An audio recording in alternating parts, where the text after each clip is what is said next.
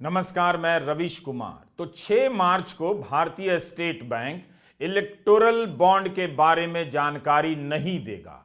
उसे 4 महीने का समय चाहिए ताकि लोकसभा का पूरा चुनाव निकल जाए और जनता को पता ही ना चले कि 16,000 करोड़ का चंदा इस बॉन्ड से किसने दिया, उसे कितने अरबों का फायदा हुआ। यह चंदा नहीं था, फ्रॉड था, घोटाला था। सुप्रीम कोर्ट के आदेश का यही पालन हो रहा है।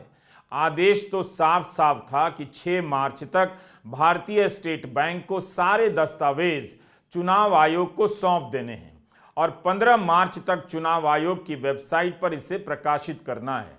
17 दिन लग गए स्टेट बैंक को यह पता करने में कि वह 21 दिनों में इलेक्टोरल बॉन्ड का डेटा नहीं दे सकता।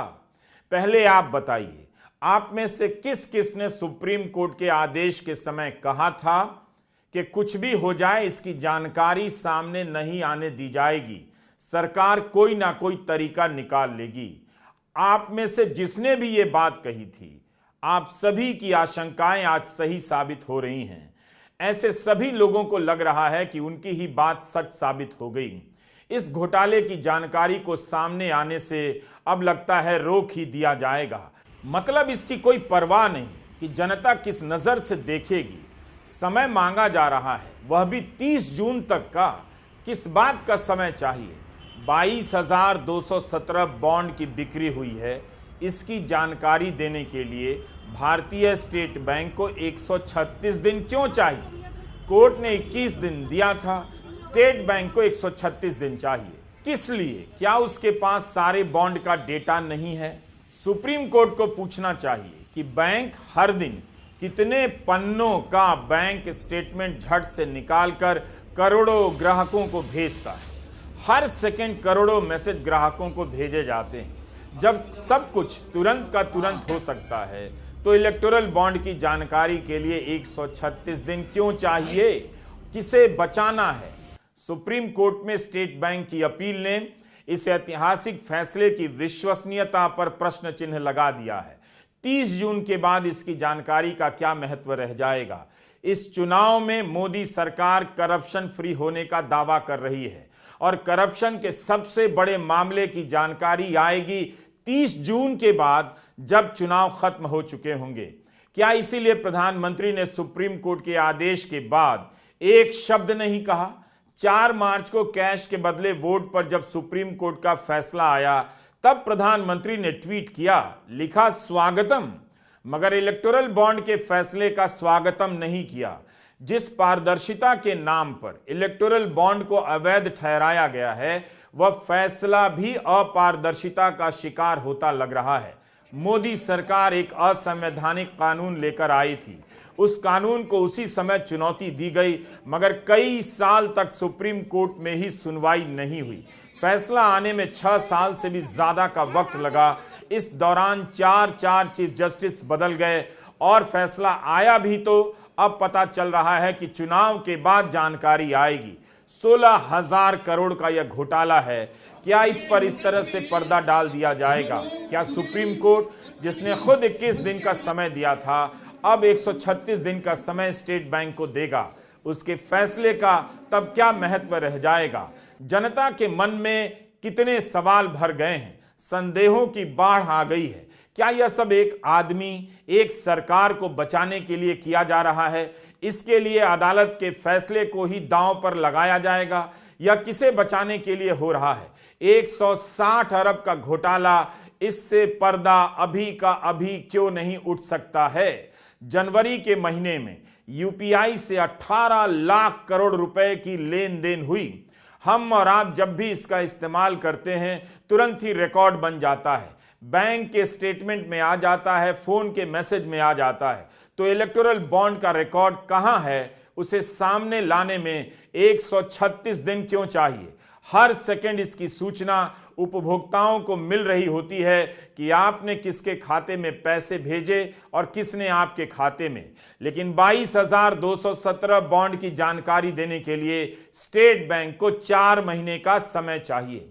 यह दिन दहाड़े लूट है, लूट पर पर्दा डालने के लिए लूट है।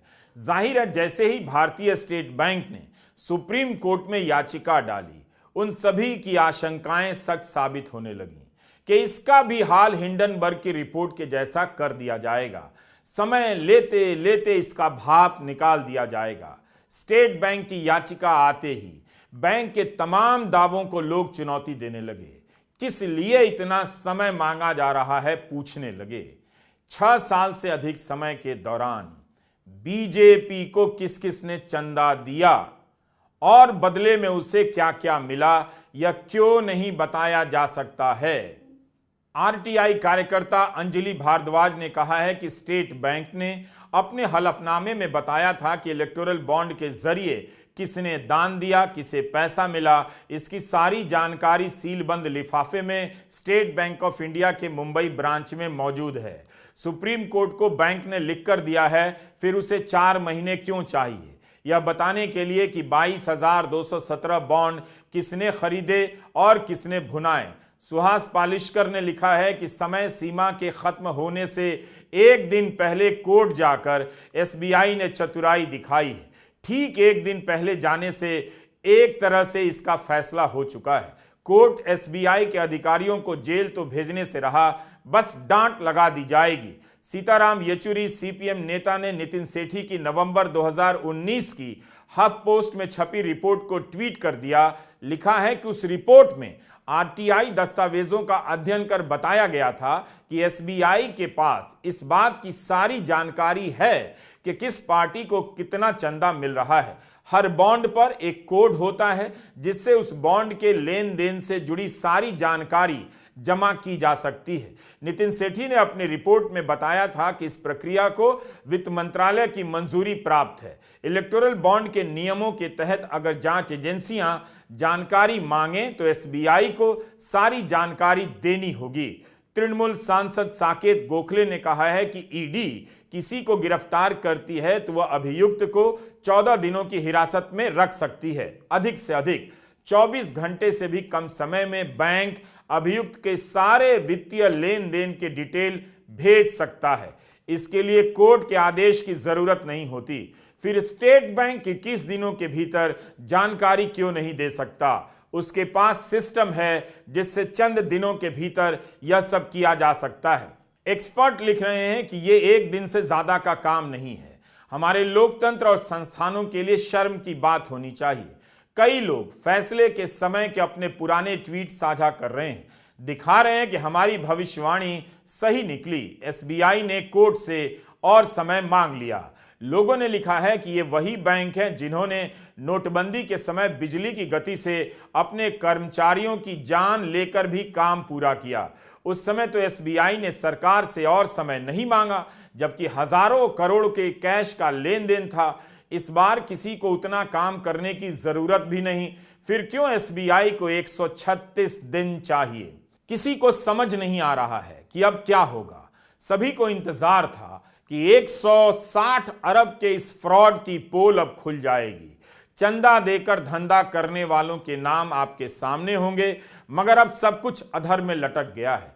इस चुनाव में अगर 16,000 करोड़ के फ्रॉड की चर्चा नहीं होगी तो फिर इसका मतलब है कि इन तरकीबों के जरिए मोदी सरकार को बचाने का रास्ता निकाला गया है। इस पूरे मामले में अपनी आरटीआई से सबकी पोल खोल देने वाले रिटायर्ड कॉमोडोर लोकेश बत्रा का सवाल है कि इलेक्टोरल बॉन्ड का सारा हिसाब किताब रखने के लिए स्टेट बैंक ने काफी पैसे खर्च किए और एक सिस्टम तैयार किया। उनके पास तो आरटीआई से इसकी जानकारी है कि इस तरह के आईटी सिस्टम बनाने के लिए एसबीआई ने 1.5 करोड़ से ज्यादा की राशि खर्च की। फिर भी यह सिस्टम 22,217 बॉन्ड की जानकारी देने के लिए 136 दिनों का समय मांग रहा है। जो टोटल इलेक्टोरल बॉन्ड का नंबर है उससे 22,000 के करीब है, और टोटल पॉलिटिकल पार्टी जो आज एलिजिबल है उससे 25 है। हमारा जो आरटीआई से डेटा आया तो 25 पार्टियों का जो इसमें बांटा गया है वो कोई मुश्किल होना ही नहीं चाहिए। और दूसरी बात तो इन्होंने इतने प्रोफिशिएंट थे कि जैसे ही सेल खत्म होती थी उसके 24 घंटे का बाद ही पूरी कौन सी ब्रांच में कितने पैसे बिके, कितने नंबर के 1 करोड़ के थे, कितने 1 लाख के थे, कितने 10, वो भेज दिया जाता था 24 घंटे। इसके मतलब सिस्टम है, परंतु मुझे अचंभा, अगर सरकार आती तो मुझे कोई अचंभा ना होता, बट स्टेट बैंक से ये सुनना, जो काफी एफिशिएंट तरीके से काम कर रहे थे, कि नहीं हो सकता, और वो समय मांग रहे हैं, वो ऐसा समय मांग रहे हैं जो इलेक्शन के बाद का समय होगा। इससे साफ पता चलता है कि वो चाहते हैं कि इसका समय गेन किया जाए और जो उसका फैसला वो अगली सरकार करे, तो होल पर्पज इसका खत्म हो जाता है। और दूसरा बात है, जो इन्होंने सिस्टम बनाया था और जैसे जवाब आते थे, जो आज सेल खत्म होती थी अगले दिन इसकी चिट्ठी फाइनेंस मिनिस्ट्री के पास भेज दी जाती थी कंप्लीट डेटा के पास। तो ये सही नहीं है उनका कहना। ये एक तरीके का मुझे लगता है कि एक पच नहीं रहा जो उन्होंने कहा। 22,217 बॉन्ड हैं। बॉन्ड खरीदने वाले और प्राप्त करने वाली दो अलग अलग सूचियां होती हैं, यानी कुल 44,434 सेट। 15 फरवरी को सुप्रीम कोर्ट का फैसला आया, 21 दिनों का समय मिला, 6 मार्च तक इसकी जानकारी देनी थी। ऐसा क्या है कि 21 दिनों में जानकारी नहीं दी जा सकती? और यह 136 दिन नहीं है, इसमें पहले के 21 दिन जोड़ लें तो स्टेट बैंक को 157 दिन चाहिए। फैसले से लेकर 4 मार्च को आवेदन दायर करने के बीच 17 दिन तो बैंक को यही समझने में लग गए कि वो जानकारी नहीं दे सकता। क्यों नहीं? स्टेट बैंक के पास सारा कुछ तैयार हो सकता है। अगर बैंक को और विस्तार मिलता है, समय सीमा बढ़ा दी जाती है, तो जनता कहेगी ही कि सुप्रीम कोर्ट ने चोरी तो पकड़ ली, मगर बैंकों ने बचाने का रास्ता निकाल लिया। न्यूज मिनट एक छोटा न्यूज संगठन है। सुप्रीम कोर्ट के आदेश के बाद इसकी छोटी सी टीम ने जो जानकारी हासिल की, उससे साफ होता है कि बैंक 136 दिन मांग रहा है, वो ज्यादा है और बहानेबाजी से कुछ और नहीं। न्यूज मिनट ने अपनी रिपोर्ट में बता दिया था कि करीब 30 ऐसी कंपनियां हैं जिनके यहां ईडी और आईटी का छापा पड़ा। छापा पड़ने के बाद उन्होंने बीजेपी को 335 करोड़ का चंदा दिया। इन 30 में से 23 कंपनियां ऐसी हैं जिन्होंने छापा पड़ने के बाद बीजेपी को 187 करोड़ का चंदा दिया। पहले ये बीजेपी को चंदा नहीं देती थीं। यही नहीं, इन 23 कंपनियों में से कम 4 ऐसी हैं जिन्होंने कार्रवाई के 4 महीनों के भीतर कुल 9 करोड़ रुपए का चंदा दिया।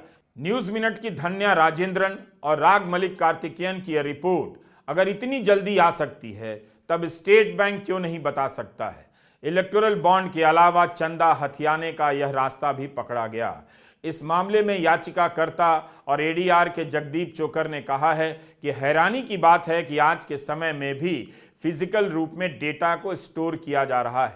हर दाता की जानकारी बिना डिजिटल रिकॉर्ड के मुंबई भेजी जा रही थी। दूसरी तरफ 29 में से अधिकृत कोई एक शाखा बॉन्ड की राशि राजनीतिक दल के खाते में डाल देगी, वो भी बॉन्ड बेचने वाली ब्रांच या मुंबई वाली ब्रांच से जानकारी लिए बिना।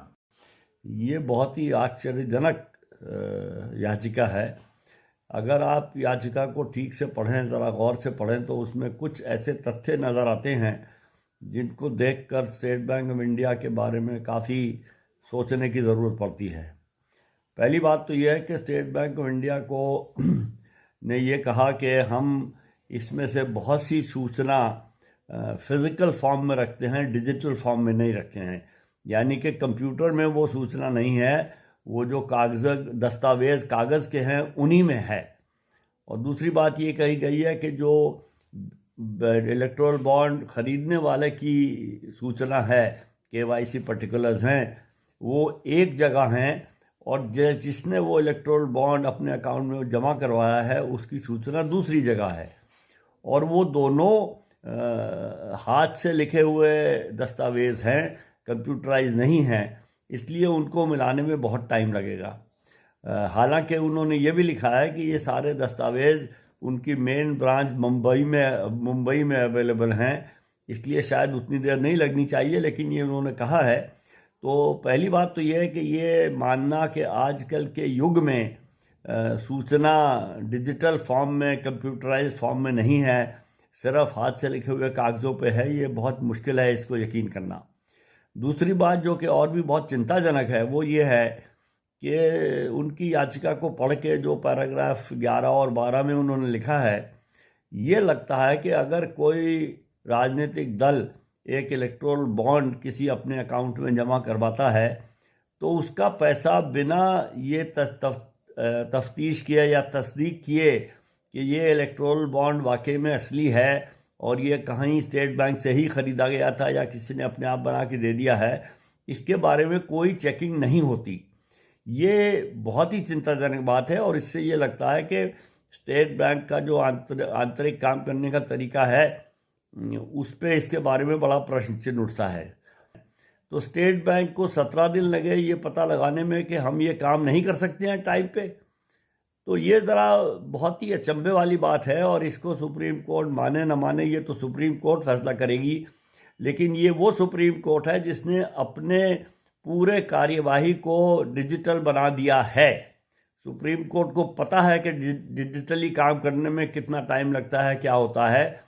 सोचिए अगर स्टेट बैंक ऑफ इंडिया से सारी जानकारियां 15 मार्च तक आपके सामने आ जाएं तो क्या कुछ जानने को मिलेगा। कितनी कंपनियों के कारनामे आपके सामने होंगे। उद्योगपतियों या किसी एक या दो उद्योगपति के सारे राजनीतिक रिश्ते आपके सामने होते। चुनावी चंदे का सारा धंधा और उसका बही खाता खुल जाता। क्या बैंक इन बहानों के जरिए सुप्रीम कोर्ट के एक ऐतिहासिक आदेश को किनारे कर रहा है? क्या कोर्ट को नहीं दिखेगा कि यह बहानेबाजी है? स्टेट बैंक को समय दिया गया तो जनता में संदेह बढ़ेगा। साफ साफ दिख रहा है कि क्या हो रहा है, किसे बचाने का प्रयास है। ट्विटर पर लोग ट्वीट कर रहे हैं कि वे उस सॉफ्टवेयर सिस्टम का हिस्सा रहे हैं जिसका इस्तेमाल एसबीआई करती रही है। इलेक्टोरल बॉन्ड का डेटा हासिल करना कोई बड़ी बात नहीं, किसी को हाथ से मिलान करने की जरूरत नहीं, कंप्यूटर से ही ये काम हो सकता है। विडंबना यह है कि एसबीआई जिसके 48 करोड़ से ज्यादा अकाउंट्स हैं, जिसकी करीब 66,000 एटीएम्स हैं, जिसकी करीब 23,000 ब्रांचेस हैं, उस एसबीआई को मात्र और मात्र 22,217 इलेक्टोरल बॉन्ड का विवरण देने के लिए 136 दिन और चाहिए। यह कितनी बड़ी विडंबना है, क्योंकि डिजिटल डिजिटल डिजिटल करते हुए भारत में यह तो एक क्लिक पर हो जाना चाहिए। यह डेटा रेडिली अवेलेबल है, लेकिन उसके बावजूद भी एसबीआई उसको सार्वजनिक क्यों नहीं करना चाहता है? क्यों चुनाव के बाद सार्वजनिक करने की सारी कवायद की जा रही है? इसका जवाब तो एसबीआई और सरकार ही दे पाएगी। लेकिन असलियत यह है कि जब यह डेटा बाहर आएगा, जब पता चलेगा कि किसने किसको कितना पैसा दिया, तो कलई खुल जाएगी। क्योंकि भाजपा को करीब 98% पैसा मिला है इलेक्टोरल बॉन्ड का, तो पता चल जाएगा कि क्या उन लोगों ने इलेक्टोरल बॉन्ड में पैसा दिया भाजपा को जिनके खिलाफ केस चल रहे थे? क्या उन लोगों ने पैसा दिया कि केस ना चले? क्या उन लोगों ने पैसा दिया कि नीति निर्माण उनके हिसाब से हुआ? ये सारी बातें सार्वजनिक हो जाएंगी, लेकिन पूरी कवायद जारी है कि चुनाव के पहले ये नाम सार्वजनिक ना हो। असल में तो महालूट के मास्टरमाइंड को बचाने के लिए हर संभव कोशिश जारी है। स्टेट बैंक ने सुप्रीम कोर्ट से कुछ व्यवहारिक कठिनाइयों के आधार पर 136 दिन मांगे हैं। बैंक का कहना है चुनावी बॉन्ड की डीकोडिंग और दानकर्ता का दान मिलाने की प्रक्रिया जटिल होगी। शाखाओं में खरीद का विवरण एक जगह नहीं होता है, दो अलग अलग स्थानों में रखा जाता है ताकि दानदाता का नाम किसी को पता ना चले। सौरभ दास जो पत्रकार हैं, उन्होंने ट्वीट किया है कि सारा डेटा डिजिटल ही रखा जाता है। चंदा देने वालों का और जिसे मिलता है उसकी जानकारी का डेटा अगर डिजिटल है तो बैंक को जमा कर मिलान करने में 136 दिन क्यों चाहिए? कंप्यूटर से मिलान हो सकता है और यह चंद घंटों की बात है। सुप्रीम कोर्ट का फैसला आम सहमति का फैसला था, यानी बेंच के सभी सदस्यों ने माना कि यह असंवैधानिक है और फ्रॉड है। मुख्य न्यायाधीश DY चंद्रचूड़, न्यायमूर्ति संजीव खन्ना, न्यायमूर्ति BR गवई, न्यायमूर्ति JB पारदीवाला, न्यायमूर्ति मनोज मिश्रा की 5 सदस्यीय संविधान पीठ ने पिछले महीने सर्वसम्मति से इस योजना को रद्द कर दिया था। कोर्ट ने इस पूरे सिस्टम को फ्रॉड कहा, इसकी बिक्री पर तुरंत रोक लगा दी। अब जब इसे सार्वजनिक करने का आदेश हो गया है तब स्टेट बैंक को तुरंत जानकारी देनी चाहिए। डेडलाइन से 2 दिन पहले बैंक ने अपील दायर की है। इसका मतलब है नीयत ठीक नहीं लगती है। तमिलनाडु के मंत्री डॉक्टर P त्यागराजन ने सवाल किया है कि क्या स्टेट बैंक 3 हफ्ते में यह जानकारी नहीं दे सकता? यह शर्मनाक झूठ है। यह अपने आप में त्रासदी है कि भारत का सबसे बड़ा बैंक ऐसा कह रहा है और कर रहा है। राहुल गांधी ने ट्वीट किया कि नरेंद्र मोदी ने चंदे के धंधे को छिपाने के लिए पूरी ताकत झोंक दी। जब सुप्रीम कोर्ट ने कहा कि इलेक्टोरल बॉन्ड का सच जानना देशवासियों का हक है, तब एसबीआई क्यों चाहता है कि चुनाव से पहले यह जानकारी सार्वजनिक ना हो पाए। एक क्लिक पर निकाली जा सकने वाली जानकारी के लिए 30 जून तक का समय मांगना बताता है कि दाल में कुछ काला नहीं, पूरी दाल ही काली है। देश की हर स्वतंत्र संस्था मोडानी परिवार बनकर उनके भ्रष्टाचार पर पर्दा डालने में लगी है। चुनाव से पहले मोदी के असली चेहरे को छिपाने का यह अंतिम प्रयास है। किसी को बात पच नहीं रही है कि 136 दिन लगेंगे और चुनाव से पहले इलेक्टोरल बॉन्ड का सच सामने नहीं आ पाएगा। क्या ये सारे चेहरे बचा लिए जाएंगे? कोर्ट ने जल्दबाजी में फैसला नहीं दिया। कोर्ट ने भी कुछ सोच समझकर 21 दिनों का समय दिया होगा। इतना लंबा समय लगा है इसकी सुनवाई में, तो अदालत ने भी इसके सिस्टम को ठीक से समझा होगा। तब स्टेट बैंक 21 दिनों की समय सीमा का पालन क्यों नहीं कर रहा है? बीजेपी को 6,500 करोड़ का चंदा मिला है। यह पैसा किसने दिया? पैसे देने वाले को बदले में सरकार ने क्या क्या दिया? यह सब आपके सामने आ सकता था। तमाम आंकड़े बताते कि इलेक्टोरल बॉन्ड से बीजेपी को ही सबसे अधिक फायदा हुआ है, उसे ही ज्यादा धन मिला। एडीआर ने अपने अध्ययन में बताया है कि केवल 2022-23 में जितने भी इलेक्टोरल बॉन्ड बिके हैं उसका करीब 77% हिस्सा यानी 100 में 77 रुपया बीजेपी को मिला है। 3076 करोड़ का बॉन्ड बिका, 2360 करोड़ अकेले बीजेपी को मिला, कांग्रेस को 452 करोड़। यह अंतर बता रहा है कि भारत के राजनीतिक दलों के बीच पैसे की खाई कितनी गहरी हो गई है, मुकाबला कितना गैर बराबरी का हो गया है। कोई भी दल बीजेपी की आर्थिक ताकत से मुकाबला नहीं कर सकता। जब फैसला आया था, कपिल सिब्बल ने सही कहा था, फैसले के दिन विपक्ष को इसे जनता के बीच ले जाना चाहिए। विपक्ष भी लगता है भूल गया। गौर से देखिए कितनी ही रैलियां हुई, किस रैली में इलेक्टोरल बॉन्ड की बात को प्रमुखता से उठाया गया। सुप्रीम कोर्ट के आदेश के 2-3 दिन के बाद इस मामले को लेकर चुप्पी पसर गई। सब राजनीतिक दलों से आग्रह करूंगा कि इसको एक राष्ट्रीय अभियान, राष्ट्रीय मूवमेंट के द्वारा इलेक्शन में बताया जाए देश की जनता को किस तरीके से बीजेपी ने, तो मैं समझता हूं कि सबसे बड़ा स्कैम है। मोदी जी हमेशा कहते रहे हैं कि कहाँ है स्कैम वो बीजेपी के खिलाफ, तो ये साबित हो गया। कहाँ है स्कैम, ये तो आपके द्वारा ही है स्कैम किया हुआ। और ये एक राष्ट्रीय मूवमेंट बनना चाहिए और सभी राजनीतिक दलों में इसमें शामिल होना चाहिए। आम आदमी की सारी जानकारी बैंक के पास है, और जानकारी मिल जाए, बैंक तरह तरह की जानकारियां मांग रहा है। इलेक्टोरल बॉन्ड बहुत बड़ा घोटाला है। इस घोटाले को चुनौती देने वालों ने हाड़ तोड़ मेहनत की, कई साल इंतजार किया, जानकारियां जुटाई। उनकी मेहनत पर पानी फिरने जैसा लग रहा है। जनता के बीच यह मामला अभी ही नहीं पहुंच पा रहा है। अखबारों और गोदी चैनलों ने इसे रूटीन खबर की तरह निपटा दिया। जनता के बीच इसे ले जाने का एक ही माध्यम बचा था और वह था चुनाव। सारी निगाहें सुप्रीम कोर्ट की तरफ हैं। क्या अदालत से स्टेट बैंक को राहत मिल जाएगी? याद रखिएगा, यह राहत बैंक को नहीं मिलेगी, उन्हें मिलेगी जिन्होंने इस बॉन्ड के जरिए 16,000 करोड़ का खेल खेला है, हजारों करोड़ का चंदा हासिल किया है। नमस्कार, मैं रवीश कुमार।